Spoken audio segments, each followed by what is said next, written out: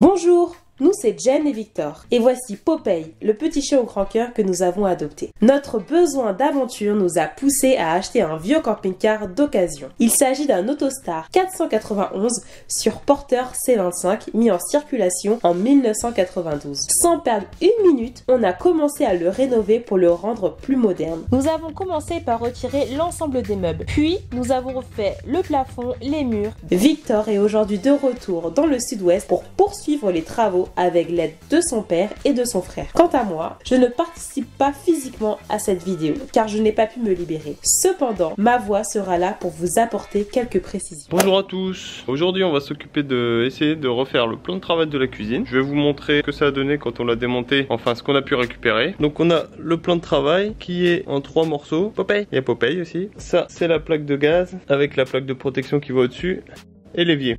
Donc on a prévu de récupérer les plaques de cuisson et l'évier pour garder un peu ce côté ancien et puis aussi surtout pour limiter les frais de rénovation vu que c'est quand même notre objectif principal. On a le patron de l'ancien plan de travail, donc on va prendre toutes les mesures afin d'aller pouvoir commander le nouveau. On a les mesures du plan de travail, donc on va aller voir au magasin de bricolage s'ils ont ça en stock et s'ils peuvent nous faire les découpes. Bon, on ressort juste du magasin de bricolage. Comme vous pouvez s'en douter, ils n'ont pas de plan de travail en stock, hein. Ils n'ont plus de contreplaqué 5 mm, donc on va aller chez Castorama en espérant qu'ils ont du plan de travail. Donc aujourd'hui on va faire un petit point au niveau du frigo. Pour la première fois on va brancher en 220 volts pour voir s'il fonctionne. On ouvre le boîtier, on sort la prise et on la branche tout simplement.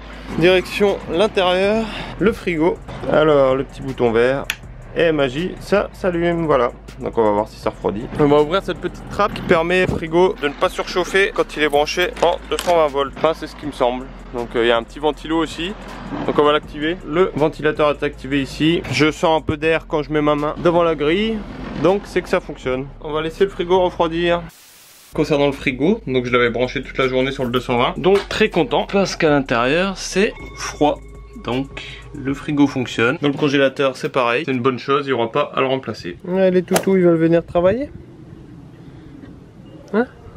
Qu'on allait chercher ce qui va nous servir de plan de travail. On a là Leroy Merlin. Bon après je vous avoue que j'ai choisi seul, donc j'espère que ça va plaire à Jen puisque je lui ai envoyé des photos. Mais elle m'a dit que ça rendait pas forcément bien sur les photos, donc c'était à moi de choisir. Et moi qui déteste prendre des décisions, bon bah voilà, là j'ai dû en prendre une pour le coup. Donc j'espère que ça lui plaira. Le plan de travail, elle est ici, en forme de L, mais qui n'est pas vraiment un L parce que vous voyez que l'angle n'est pas droit. On va le faire en 2 morceaux. Donc un premier morceau qui va être comme ça, rectangulaire, et un second morceau que nous allons couper nous-mêmes. Donc qui sera presque rectangulaire, mais non parce que ces angles là ne sont pas droits. Donc je vais vous présenter les achats qu'on a fait pour réaliser ça. On a acheté une règle en aluminium parce qu'en fait vu qu'on va faire les découpes nous-mêmes, ça permettra de faire quelque chose de vraiment droit. Le plan de travail est de cette couleur là. J'ai une chute en fait du plan de travail parce qu'on a demandé à Leroy Merlin de réaliser déjà la grosse partie rectangulaire qui va sur le plan de travail. Comme ça au moins ça nous fait des découpes de moins à faire, et eux vu qu'ils ont vraiment des scies professionnels pour le faire, ça fait vraiment quelque chose de droit. Je tiens à dire que je suis très satisfaite du choix du plan de travail.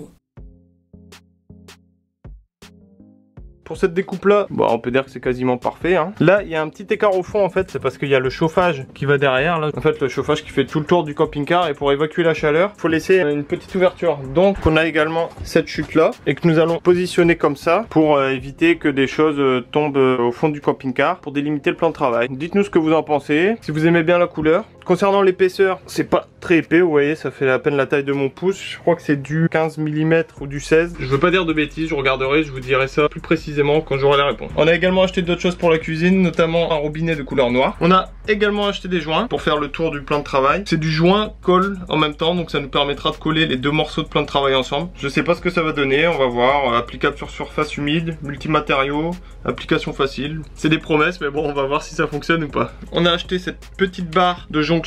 Ça va aller à la jonction entre les 2 morceaux de plan de travail, comme ça. On sait pas encore si on va le mettre ou pas. Dites-nous ce que vous en pensez. Donc voilà, on a encore beaucoup de marge de plan de travail, hein, comme vous pouvez le voir, parce qu'en fait, c'est des planches qui se vendaient en 2,50 m. Il n'y avait pas d'autre taille, donc bah, forcément, il va nous rester pas mal de chutes.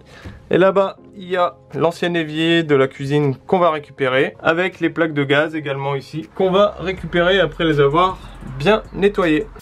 On va passer maintenant à la cuve à eau qui est derrière moi, comme vous pouvez le voir. Donc la cuve à eau, on l'avait démontée afin de pouvoir refaire le meuble et travailler, parce que ça prend quand même pas mal de place. Donc pour pouvoir refaire les placards, etc., on avait préféré l'enlever. Et vu qu'on refait tout le système de tuyaux qui est relié à la cuve à eau, bah, c'était aussi l'occasion de travailler dans de meilleures conditions en ayant enlevé la cuve.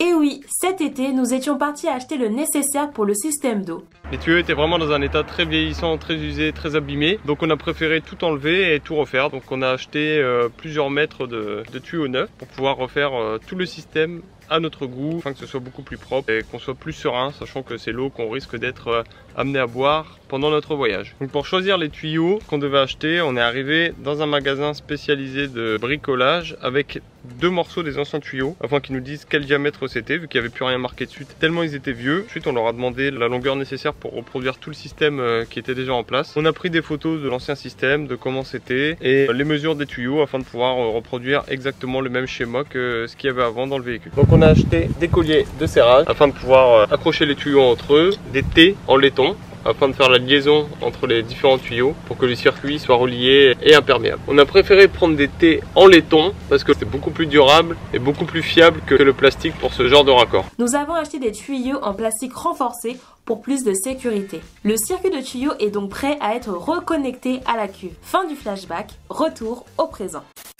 Donc là je vais la nettoyer, après je vais rebrancher tous les tuyaux et après on croise les doigts pour qu'il n'y ait pas de fuite. Et voilà, le nettoyage de la cuve est terminé. Quand j'avais démonté les tuyaux, j'avais inscrit des lettres à chaque endroit, il y avait des tuyaux branchés. Et en fait je les ai remarqués également sur les tuyaux pour savoir exactement où chaque tuyau se rebranche. Donc là par exemple le A normalement il va là, et en faisant ça normalement on devrait avoir un circuit fermé sans fuite. Pour fixer mes tuyaux, je vais utiliser des colliers de serrage.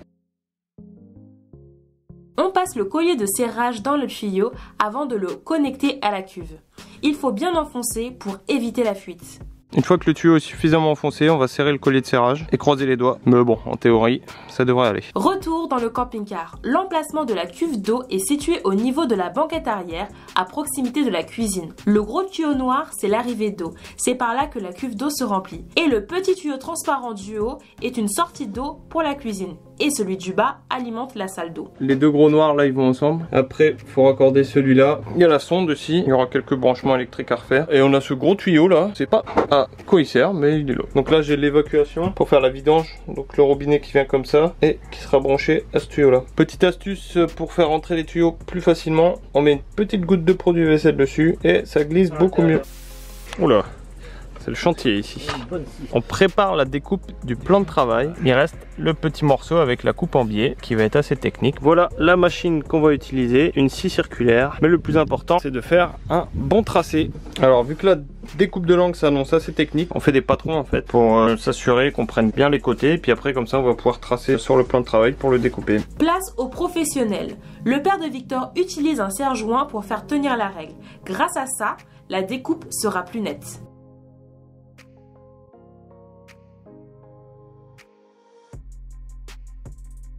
On vient de finir la coupe du morceau du plan de travail. Tu filmes pas tout de suite, hein, je sais d'abord. Bah si. Non, c'est pas bon. Bah ça c'est pas bon. Putain, ça marche pas. Oui, c'est à l'envers.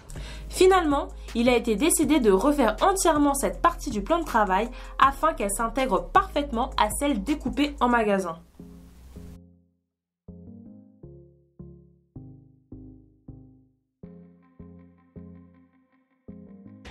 Voilà ce que ça donne. On se pose la question d'utiliser ça ou non. Parce qu'en fait on va être très juste au niveau de l'évier. Donc soit on utilise ça, soit on l'enlève et on redécoupe pour que ça vienne vraiment parfaitement compte. Que va-t-on faire? Et vous, êtes-vous pour ou contre la barre de liaison? On va passer à la découpe du trou pour l'évier. Donc pour ce faire on va utiliser la scie sauteuse. On va faire un trou à l'aide de la visseuse pour pouvoir intégrer la lame de la scie sauteuse.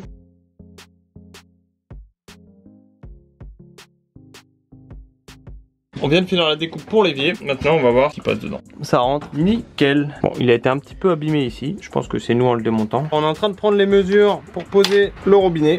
Voilà le modèle de robinet qu'on a choisi, un robinet noir mat. Donc là, je prépare la plaque de gaz qu'on va remettre, un petit peu usée mais toujours en état de fonctionner. Donc je vais enlever l'ancien joint. On a fini les découpes des plans de travail. Pour le maintenir, du coup, on va le poser sur le tasseau qui est déjà en place ici. Là et là. Et on va rajouter un tasseau ici. et un tasseau là. On a sorti ce magnifique objet, un fer à repasser. Vous allez comprendre pourquoi très rapidement. Alors en fait ça c'est les côtés qui vont se voir du plan de travail. Et vu qu'on a fait des découpes, bah du coup forcément ils sont pas protégés. Donc on va coller un champ qui est de la même couleur que le plan de travail, qui a besoin du fer à repasser pour l'appliquer. Avec la chaleur ça tient. Ça il vient d'être fait, il est encore chaud. Celui-là aussi, et franchement on voit aucune démarcation. Voilà, on a posé avec les tasseaux. Il a fixé le plan de travail sans nous montrer. Franchement, c'est dommage. On passe à la pose définitive. Donc en fait, on va utiliser ça, une bombe de silicone. On va mettre partout dans la rainure ici là pour pouvoir le poser ensuite. C'est du silicone avec une grande élasticité et anti-vibration. Cela va empêcher la plaque de cuisson de vibrer sur la route. La même chose a été faite pour l'évier de la cuisine. Voilà ce que ça donne quand le produit est appliqué. Avec toutes les précautions du monde, on pose la plaque de cuisson à son emplacement. On n'a qu'une seule chance pour réussir. Mais en soi, c'était obligé que ça passe. On appuie bien pour faire adhérer le joint. On revisse maintenant le cache des plaques de cuisson.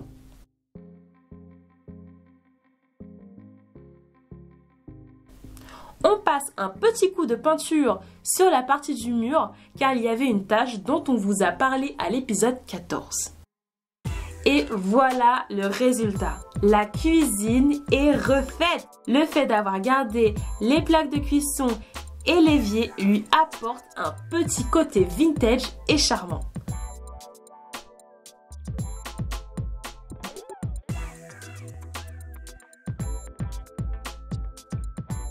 En termes de couleur, on a choisi le noir mat et un bois légèrement plus foncé pour le plan de travail pour distinguer cet espace cuisine du reste du camping-car. Que pensez-vous de notre nouvelle cuisine?